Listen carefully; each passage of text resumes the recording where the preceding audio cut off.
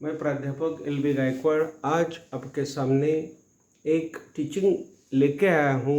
Teaching का नाम है एक कविता, जॉन कीट्स की अंग्रेजी की कविता है। कविता का नाम है ला बेल डेम सांस मर्सी। देखिए, हम जब एक कविता पढ़ते हैं ला बेल डेम सांस मर्सी, ला बेल डेम सांस मर्सी, तो हमें ऐसा दिखता है कि यहाँ पर जॉन कीट्स नाम का जो कवि है, यह कवि उसकी प्रेमिका को ला बेल डेम सांस मर्सी बोलता है।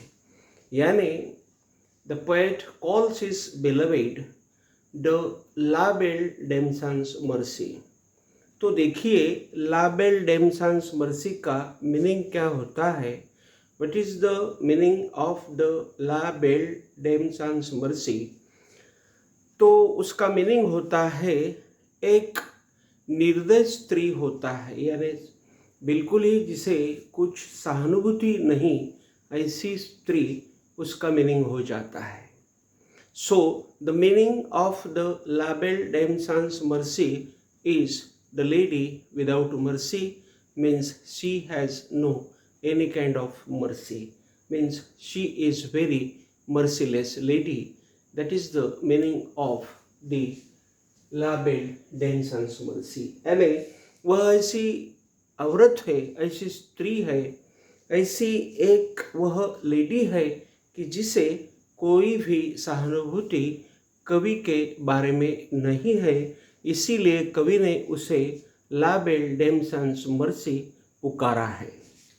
तो ये जो पहला स्टांजा है, उस स्टांजा में कवि बोलता है, क्या बोलता है? ओ, यानी उसे वो पुकारता है, उसके साथ में वह बोलता है, means he is talking with her.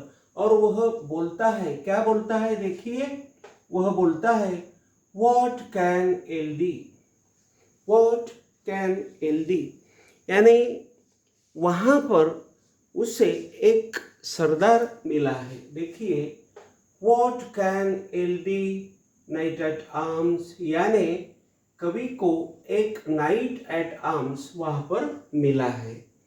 Night at arms यानी उसे हम सरदार बोलेंगे, उसे हम वॉरियर या योद्धा बोलेंगे। एक ऐसा एक योद्धा वहाँ पर कवि को मिला है, तो कवि उसके साथ में बोल रहा है। यानी the poet is talking with the knight at arms, the poet is talking with the warrior and the poet is asking the problem to the knight at arms, means to the warrior. And यानी उस योद्धा को कवि एक प्रश्न पूछ रहा है कि व्हाट कैन LD, क्या हुआ है, तेरे साथ क्या हुआ है, यानी what has happen with you, तेरे साथ क्या हुआ है, यानी व्हाट कैन LD, यानी what has happen with you knight at arms. यानी उसका नाम वह पुकार रहा है कि ए नाइट एट आर्म्स, तू कहाँ भाग रहा है, तेरे साथ क्या हुआ, what is happening with you, what happened with you, why are you wandering here and there, ऐसा वो उसे पूछ रहा है। तो कवि आगे जाकर बोलता है alone and palely loitering. Alone and palely loitering means the knight at arms, that warrior, वह योद्धा वहाँ पर अलोन स्थिति में है, यानी कि वह वहाँ पर ही इज अलोन, वहाँ पर कोई नहीं है, वहाँ पर सिर्फ वह वॉरियर है। इसीलिए उसे वो पूछ रहा है कि you are alone here. And palely, palely means he is tired, palely means he is very much tired, वो बहुत थका हुआ है। और उस थका हुआ जो नाइट है उसे वो पूछ रहा है कि why are you loitering. Loitering means यहाँ पर तू क्यों भाग रहा है, यहाँ पर तू कहाँ, यहाँ पर यहाँ से वहाँ क्यों तू जा रहा है, क्यों भाग रहा है, Why are you running here and there? That is the question which the poet has asked to the knight. उस नाइट को, उस योद्धा को, वॉरियर को कवि ने एक प्रश्न पूछा हुआ है पहले स्टांजा में. The sage has withered from the lake. यानी यहाँ पर जो भी सूखा हुआ है सब, यानी सेज यानी जो घास है. सेज यानी क्या? घास. यानी जो गाय खाती है, भैंस खाती है, उसे सेज बोला जाता है. तो कवि उसके साथ में बोल रहा है कि the sage has withered. The sage has withered यानी जो भी यहाँ पर हरा भरा जो खेत था, जो घास थी, सब घास यहाँ पर सूख गई है. यानी द सेज हैज विदर्ड यानी सब हरा जो भी वातावरण था वह सब सूख गया है. फ्रॉम द लेक यानी फ्रॉम द लेक यानी वहाँ पर जो लेक है, वहाँ पर जो सरोवर है, या वहाँ पर जो एक पानी का सरोवर है, या पानी का जहाँ पर एक लेक है, उस लेक तक यानी उस लेक के पास से बिल्कुल ही सभी, यानी लेक देखा जाए, वो सरोवर देखा जाए, पानी का वह सरोवर देखा जाए, तो उस सरोवर के पास से, वहाँ से यानी सभी जगह सूख गया है. यानी वहाँ पर हरा भरा कोई घास ही नहीं है. तो घास नहीं है वहाँ पर, कोई ऐसे प्लांट्स नहीं है, कोई वनस्पति वहाँ पर नहीं है कि जहाँ पर हरा भरा हो. यानी आदमी हरा भरा जो वातावरण रहा उसमें आदमी का दिल लगता है, वहाँ पर उसे अच्छा लगता है, हैप्पी जैसा यानी वहाँ पर महसूस होता है. लेकिन वहाँ का जो वातावरण है वह सब सूख गया है. द सेज यानी घास हैज विदर्ड सूख गया है. फ्रॉम द लेक यानी लेक से लेकर जहाँ तक भी जमीन दिख रही है वहाँ तक सब सूख गया है. और एंड नो बर्ड्स सिंग यानी पंछी वहाँ पर नहीं है. यानी एक भी पंछी वहाँ पर नहीं है. यानी no birds sing. No birds sing means वहाँ पर the birds are not singing यानी कोई भी बर्ड्स वहाँ पर नहीं गीत गा रहा है. Means the birds are not singing there. So point is that, तो वह क्या बोल रहा है कि O knight at arms, why are you wandering here, because you are alone and you are really tired and you are wandering here and there. Why are you wandering here?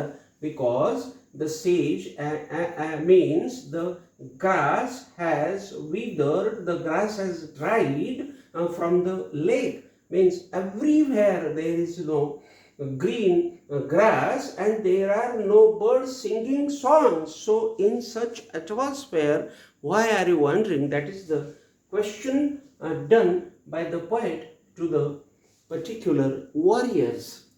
Now the second stanza we are learning, and in the second stanza there is the explanation that, oh, what can LD knight at arm. पुनश्च वह कवि उसे पूछ रहा है कि night at arms, warrior, तू यहाँ क्यों ऐसा घूम रहा है, यानी तुझे यहाँ पर क्या तकलीफ है. तू बहुत ही तकलीफ में दिख रहा है, तू बहुत ही थका हुआ है. So O what can ail thee knight at arm so haggard यानी he is very much tired. Haggard means what? Tired. So according to the poet, that warrior is very tired. That warrior is very much I will say pale. He is not interested. He is very unhappy. So haggard and so woebegone. Woebegone means he has been wounded.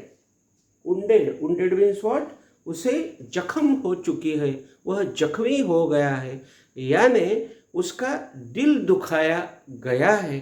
तो उस कवि को वह दिख रहा है, तो कवि बोल रहा है कि you are looking woebegone, means you are looking very very wounded, you are looking very haggard, means you are looking very tired, तो बहुत थका हुआ मुझे दिख रहा है। O knight at arms, O warrior, तू यहाँ पे क्यों घूम रहा है, ऐसी सिचुएशन में तू यहाँ पर क्यों घूम रहा है।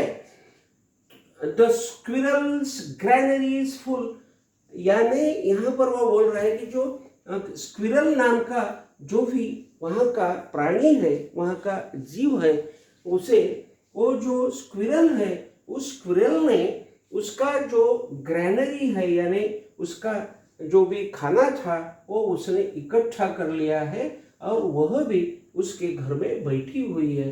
तो the squirrels granary is full, it means that the squirrel has also collected its food, and she is not outside, she is not wandering here and there. So why are you wandering here and there? Because if the squirrel was there, it would have been very nice to wander there, but there is no squirrel, there is no any kind of animal, there is no greenery, and the harvest is done, and the harvest is done. It means that जो भी काश्तकार है, उन काश्तकार लोगों ने सब जो भी उनका खेती का काम है वह सब समाप्त कर दिया है, सब संपन्न कर दिया है, वो खत्म कर दिया है। वहाँ पर कोई काश्तकार भी नहीं दिख रहा है, means there is no any kind of farmer. That's why the farmers have also completed their harvest, means they have done all the activities of the farming, and that's why there is no farmer and there is no squirrel, and in such an atmosphere this night is wandering, and that's why this poet is very much surprised. The poet is very much surprised, and that's why the poet is asking him. इसीलिए वह कवि उसे पूछ रहा है कि तू बाबा यहाँ पे क्यों घूम रहा है। यू आर सो हैगड, यानी बहुत थका हुआ दिख रहा है। यू आर ऊबिगॉन, यानी तू बहुत ही जख्मी हुआ दिख रहा है, तुझे किसी ने फंसाया हुआ दिख रहा है। और जो भी स्क्विरल है, उस स्क्विरल ने उसका जो भी उसका फूड है, जो भी उसका ग्रैनरी है, उसका खाना है, उसको जो खाना एक बरस के लिए लगता है वो भी उसने सब इकट्ठा कर लिया है, वो भी बाहर नहीं है, तो क्यों तू बाहर इतना घूम रहा है। और जो काश्तकार है, उन काश्तकार लोगों ने भी उनका सब जो भी काम है, काश्तकारी है, वो सब खत्म कर दिए, यानी कोई काश्तकार भी खेती में नहीं दिख रहा है। तो तू यहाँ पर ऐसी वीरान जगह में, सन्नाटा की जगह में तू क्या कर रहा है, ऐसा क्वेश्चन यहाँ पर उसे, यानी उस वॉरियर को अपने कवि ने पूछा है। तो आगे का जो स्टांजा है उसमें फिर भी और वह कवि उसे बोल रहा है कि I see a lily on thy brow, means I see a lily on thy brow, यानी तेरे ब्रो के ऊपर, ब्रो यानी जो मस्तक है उसके मस्तक के ऊपर, ऑन दाय bro means on your bro, यानी उसके मस्तक के ऊपर एक लिली वह देख रहा है। लिली यानी बिल्कुल ही वाइट, सफेद रंग का एक फूल होता है, यानी उसका जो मीनिंग है, यह मीनिंग बता रहा है कि उसका जो मस्तक है, यह मस्तक बिल्कुल ही सफेद हो चुका है, यानी मस्तक उसका बिल्कुल ही लाल जैसा होना था, लेकिन वह उसका मस्तक भी वहाँ पर बिल्कुल ही सफेद लग रहा है, यानी थका हुआ लग रहा है। इसीलिए वो कवि बोल रहा है आई सी अ लिली ऑन दाय ब्रो, यानी तेरे मस्तक पर मैं एक लिली का फूल देख रहा हूँ, यानी तेरा मस्तक भी यहाँ पर थका हुआ है। मस्तक भी तेरा बहुत ही यहाँ पर निस्तेज मुझे दिख रहा है। यानी your means the bro of the warrior is looking so tired, there is the lily on his brow, means here there is the lily, means his brow, his total face is tired, that is the meaning। यानी उसका सभी उसका जो भी चेहरा है वह थका हुआ लग रहा है।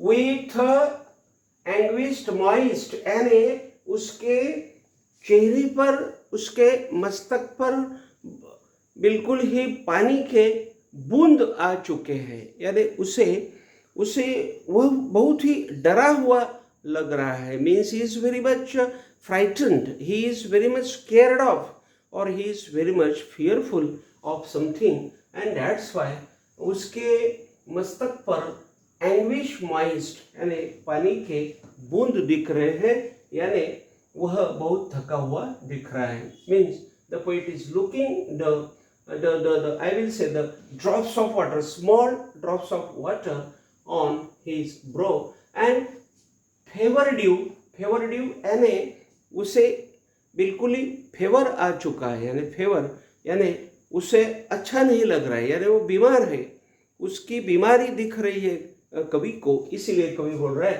कि तेरे मस्तक पर मैं फेवर भी देख रहा हूँ, उष्मा देख रहा हूँ, तेरा जो चेहरा है वो तपा हुआ है, यानी चेहरा तेरा बहुत ही उष्मा से मुझे बिल्कुल ही आग जैसा लग रहा है। तो यह सब क्यों हो रहा है?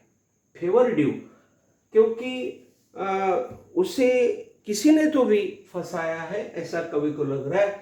सो I see a lily on thy brow with anguish moist and favor due. It means that here the poet is looking a lily on the brow of the warrior with anguish moist, and there are the small drops of water on the brow of the poet, and favor due means the poet is not feeling well, the poet is very much feverish, means his condition is feverish, that is the thing, means वह बहुत ही बीमार लग रहा है। and on thy cheeks means on the cheeks means उसके गालों पर क्या है? and on thy cheeks means तेरे गालों पर a fading rose, यानी एक रोज है, यानी गुलाब का फूल उसके गालों पर है, यानी वह बहुत ही सुंदर है, उसके गाल गुलाब जैसे, लेकिन उसके गालों पर कवि को फेडिंग रोज दिख रहा है। फेडिंग रोज यानी बहुत ही निस्तेज गुलाब का फूल वहां पर कवि को दिख रहा है।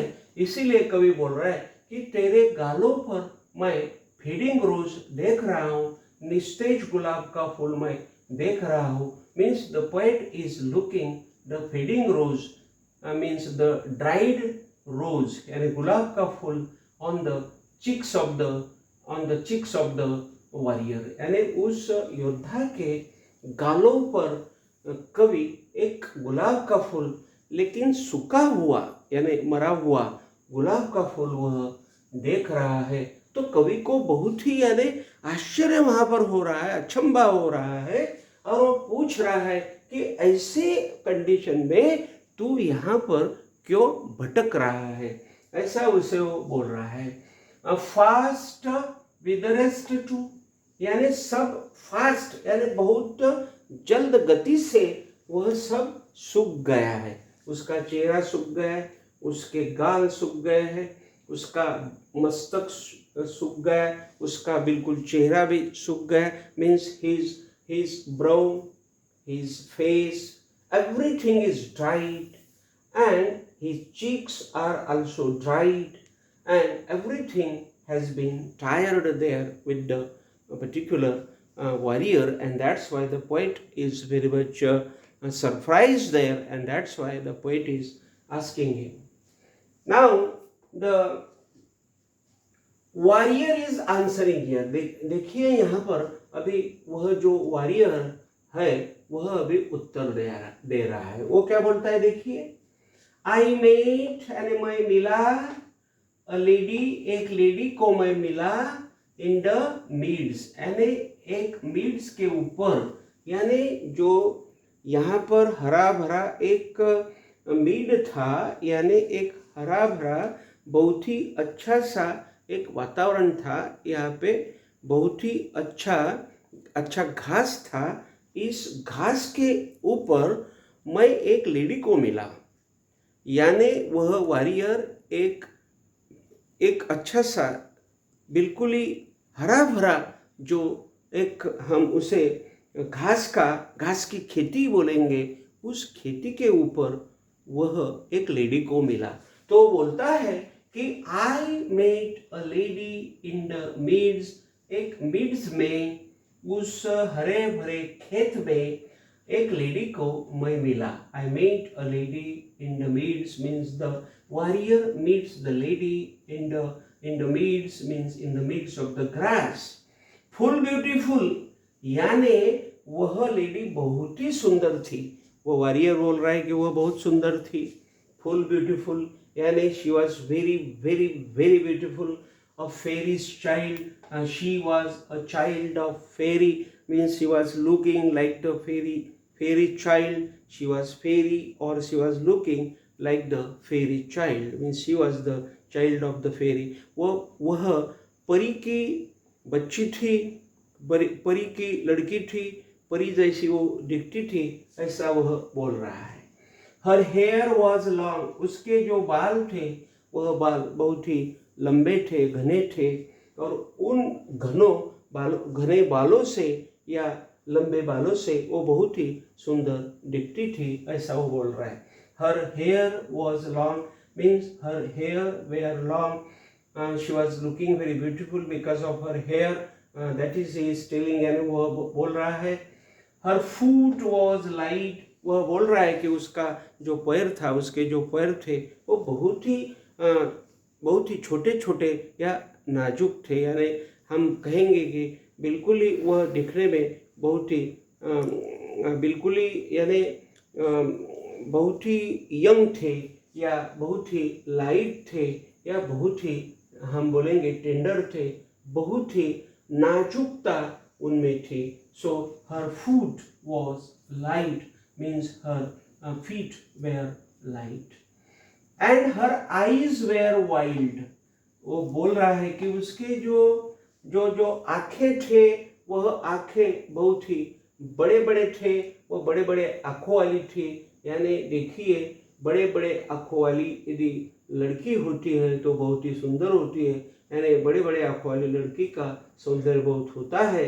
तो कवि बोलता है कि उसके आंखें भी बड़े बड़े थे, तो ऐसी बड़े बड़े आंखों वाली लड़की मुझे वहाँ मिली थी। And it means that her eyes were wild, means her eyes were very I will say rather big eyes she had. In this way he is talking here. And अभी जो लास्ट स्टांजा है, इस last stanza में हम आपको कहेंगे कि वह बोल रहा है कि I made a garland for her head, यानी for her head, यानी I made a garland for her head, यानी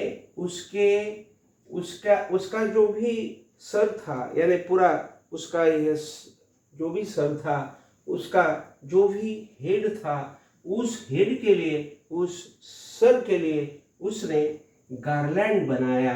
I made a garland, and फूलों का हार बनाया, फूलों का हार बनाया। I made a garland for her head. I made a garland for her head.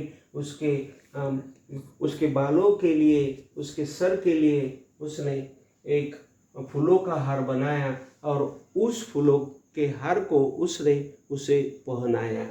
I made a garland for her head.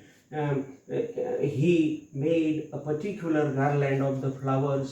He collected the flowers from the jungle and he made the garland for her head, and he covered that garland around her head. यानी उसने वह बालों के ऊपर उस garland को, उस फूलों के हार को उसने वहाँ पर लपेट दिया, वहाँ पर लगा दिया। एंड ब्रेसलेट टू, यानी ब्रेसलेट टू यानी जो रिंग होती है जो औरत पहनती है या स्त्री पहनती है, लेडी पहनती है, वैसी ब्रेसलेट भी उसने उसे दी।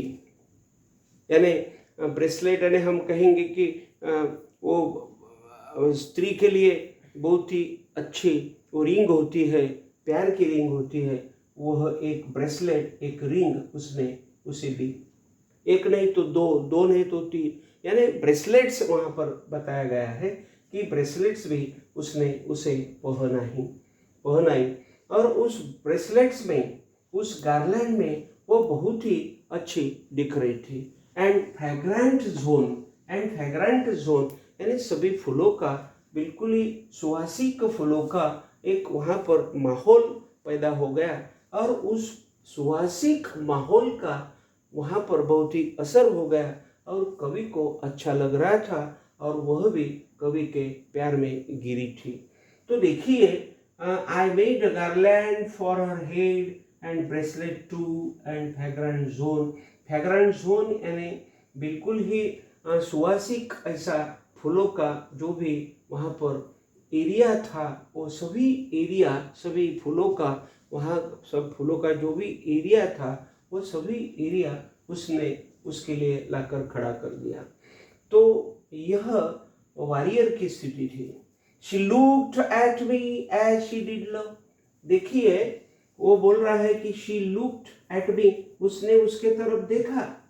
शी लुक्ड एट मी यानी मेरे तरफ उसने देखा। एज बिकॉज उसका जो भी बिकॉज कारण ऐसा हुआ कि शी डिड लव, उसने उसे प्यार कर लिया। यानी वह उसके तरफ ऐसी देख रही थी, उसने उसके तरफ ऐसा देखा कि उसने उसके साथ प्यार कर लिया। यानी उन दोनों के बीच में एक प्यार हो गया और वो प्यार में उसने उसके तरफ बहुत ही अच्छी तरह से देखा, प्यार में देखा। एंड मेड अ स्वीट मोन यानी उसने ऐसा एक मौन किया यानी उसने एक ऐसी एक्शन की कि जिस एक्शन में रोमांस था, उस एक्शन में प्यार था और उसे बोला गया है स्वीट मौन। यानी स्वीट यानी बहुत ही प्यार से उसने मौन किया और एंड मेड यानी किया स्वीट मौन यानी उसने एक बहुत ही प्यारा सा एक मौन किया। यानी किसने? वो औरत ने, वो लेडी ने, उसने नहीं, उस लेडी ने एक प्यार का उसे स्वीट मौन भी दिया। तो यहाँ पर वो कवि बोल रहा है कि ऐसी वह लेडी उसे मिली। तो देखिए, ये जो कविता है ला बेल डैमसन्स मर्सी की, यह कविता जॉन कीट्स ने लिखी हुई है और यह कविता उसने उसके प्रेमिका के ऊपर लिखी हुई है। उसके प्रेमिका का नाम है फैनी brown. Means John Keats has written this poem on the life of his beloved, and that beloved is Fanny Brown. Fanny Brown और जॉन कीट्स ये दोनों बहुत ही अच्छी तरह से प्यार में गिरे हुए थे, लेकिन जॉन कीट्स को टीबी हो गया। यानी जॉन कीट्स उन दिनों में टीबी जो भी बीमारी थी, इस बीमारी के ऊपर कोई ऐसी मेडिसिन नहीं थी। यानी there was no medicine on the TB disease. और अपना जो जॉन कीट्स कवि था वह उस बीमारी में आ गया, उसके लपेट में वो आ गया। यानी ही suffered from the TB and इसकी वजह से उसे उसके प्रेमिका ने यानी फैनी ब्राउन ने छोड़ दिया। तो उसने छोड़ दिया तो यह बहुत गलत बात हो गई और यह गलत बात उस कवि को लग गई। यानी उस कवि को बहुत बुरी वह बात लग गई, इसीलिए वो कवि उसे बोल रहा है। यानी कवि जो है जॉन कीट्स है वह खुद वॉरियर है और वॉरियर खुद कवि है, लेकिन यह प्यार बहुत बुरा होता है। प्यार में औरत तो गिर जाती है, लेकिन आदमी के लिए जब उसके बुरे दिन आते हैं या वह बुरा हो जाता है थोड़ा सा कुछ, यानी यहाँ पर अपना जॉन कीट्स उस बीमारी से बुरा हो गया, यानी बहुत ही उसे नहीं भाया, तो उसने उसे छोड़ दिया। वैसा देखा जाए तो फैनी ब्राउन ने उसे छोड़ा नहीं था। फैनी ब्राउन की जो माँ थी वो बहुत ही बुरी थी, और उस माँ की इच्छा थी कि अपनी फैनी ब्राउन ने इस जॉन किट्स के साथ शादी नहीं करना चाहिए, क्योंकि यह मर जाएगा, क्योंकि टीबी उसे हुआ था। और उन दिनों टीबी में कोई लोग दिलचस्पी, डॉक्टर लोग भी दिलचस्पी नहीं रखते थे, और उस टीबी के ऊपर कोई दवाइयाँ भी नहीं मिलती थी। तो इसीलिए वह जॉन किट्स बहुत ही कम उम्र में, यानी उसके बहुत ही यंग एज में वह मर गया, और उस फैनी ब्राउन ने दूसरे आदमी के साथ शादी कर ली। और फिर बाद में उसने जॉन किट्स के ऊपर कुछ उसकी मेमोरीज भी लिखी, कुछ उसने उसकी जो भी मेमोरीज थी, यानी उसे जो भी लगा वो उसने बाद में उस जॉन किट्स के ऊपर लिखा। लेकिन वह जब टीबी पेशेंट था तो इस फैनी ब्राउन ने उसके साथ शादी नहीं की। इसीलिए जॉन किट्स बहुत दुखी हो गया, और उसने उस दुख में एक कविता लिखी, और इस कविता का नाम है ला बेल डेम sans मर्सी, यानी ऐसी लेडी कि जो ला बेल डेम sans मर्सी है, यानी उससे कोई सहानुभूति नहीं है। यह टाइटल फ्रांस में है, यानी फ्रांस लैंग्वेज में है, फ्रेंच लैंग्वेज में है। फ्रांस जो भाषा बोली जाती है, फ्रेंच लैंग्वेज जो बोली जाती है, उसमें ये टाइटल लिया हुआ है। तो यह कविता मैं आपको समझा रहा हूँ, हिंदी में प्रयत्न कर रहा हूँ। ये कविता आपको कैसी लग रही है, आप कृपया करके कमेंट बॉक्स में बताइएगा। मैं और इसके आगे के जो स्टांजास है वो कल लेके आपके सामने आ जाऊँगा। तब तक के लिए मुझे विदा दीजिए। Thank you very much.